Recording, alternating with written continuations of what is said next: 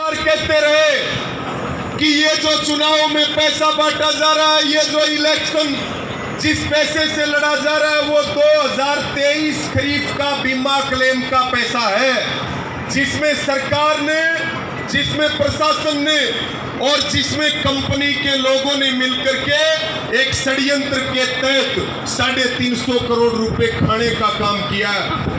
आप इतनी बड़ी संख्या में मौजूद हो, आज हमें ये संकल्प लेना चाहिए कि ये 350 करोड़ रुपए का जो घोटाला है, इसके जो घोटालेबाज है वो जनता के सामने हो, उनको सजा मिले और ब्याज सहित आडा पटक करके एक एक रुपए किसान को दिलाएं। ये हम सबका संकल्प होना चाहिए, ये हम सबका निर्णय होना चाहिए। साथियों, हमारे बीच में विधायक जी बैठे हैं, इन्होंने भी विधानसभा में सबसे पहले इस आवाज को बुलंद किया, उसके बाद एमपी ने इस आवाज को उठाया संसद में, और अभी कल मैं खबर पढ़ रहा था एक राज्यसभा के सांसद है, उनके पास भी हमारे कमेटी के साथी गए हैं भट्टाचार्य जी के पास कि राज्यसभा में भी इस आवाज को उठाया जाए।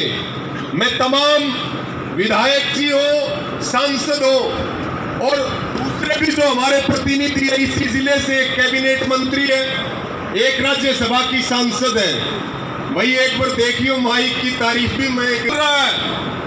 इस आंदोलन में भी कंधे से कंधा मिला करके किसानों का साथ दिया जाए, और जो सत्ता में लोग बैठे हैं उनकी ये जिम्मेदारी है कि वो सरकार पर दबाव बनाए, सरकार को मजबूर करे ताकि इसकी निष्पक्ष जांच हो, दोषियों को सजा मिले और किसान के खाते में एक एक नया पैसा ब्याज समेत आए। ये सभी नेताओं की जिम्मेवारी है।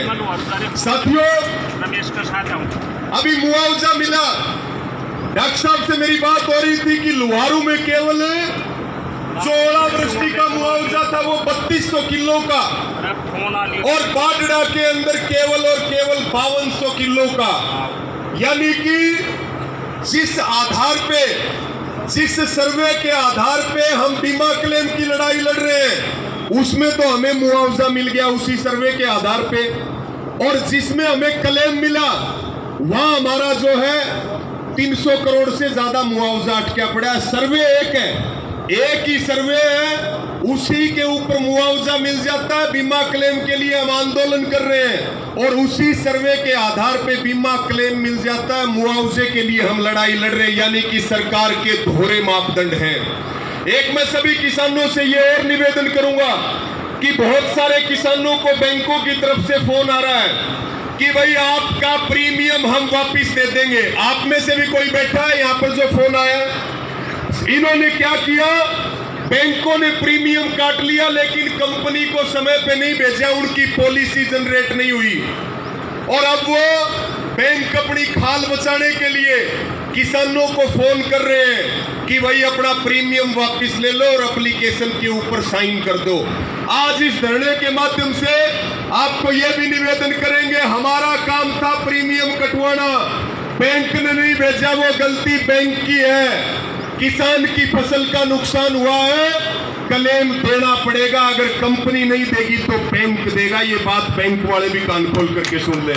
और हमने लिया है बैंकों से, आपको ध्यान होगा ये सुमेर जी बैठे डिगावा में नगद क्लेम बंटवाया था बैंक में, सारे किसान यहाँ बैठे हैं डिगावा और लोहारू क्षेत्र के।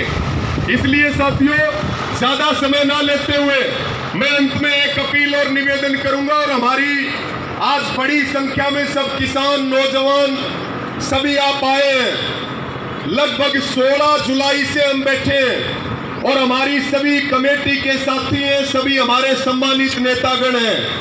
इस आंदोलन को और बड़ा रूप देने के लिए आपकी ताकत की जरूरत पड़ेगी, और मेरा ये मानना है कि हमें इसके ऊपर विचार भी करना चाहिए। और ये मेरा प्रस्ताव भी है कि एक बड़ी महापंचायत लोहारू की क्रांतिकारी धरती पर हो, और जिन लोगों ने 350 करोड़ की लूट की है वो जनता के सामने आने चाहिए।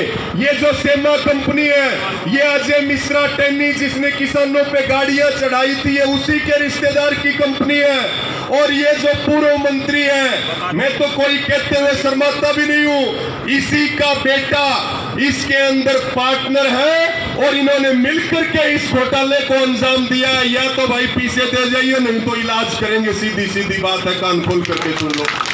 तो हमें एक महापंचायत के ऊपर मैं कमेटी को और नेताओं को प्रस्ताव भी दे रहा हूं, और हमारे बीच में लोहारू के विधायक राजवीर फलटिया जी भी मौजूद हैं। हम ये भी निवेदन करेंगे कि वो सदन के साथ साथ सड़क पर जो हमारा संघर्ष चल रहा है उसमें भी कंधे से कंधा मिलाकर के साथ दे। वो दिन दूर नहीं है, 350 करोड़ रुपए भी लेंगे, ब्याज भी लेंगे, और जिन लोगों ने डकैती डाली है उनका गांव-गांव में मुंह भी काला होगा। इस बात में कोई शक और शंका नहीं है। साथियों, आप सबने मुझे सुना, मुझे बोलने के लिए समय दिया, आप सबका धन्यवाद।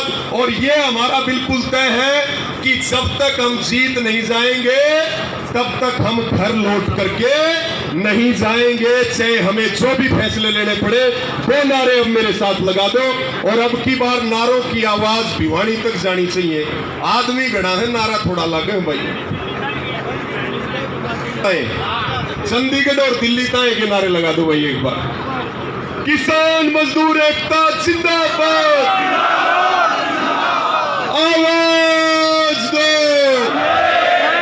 हर जोर जुल्म की टक्कर में, हर जोर जुल्म की टक्कर में जो किसानों से टकराएगा, हरियाणा मोदी सरकार मुर्दाबाद। घोटालेबाजों को गिरफ्तार करो, बीमा क्लेम जारी करो। जय जवान, धन्यवाद।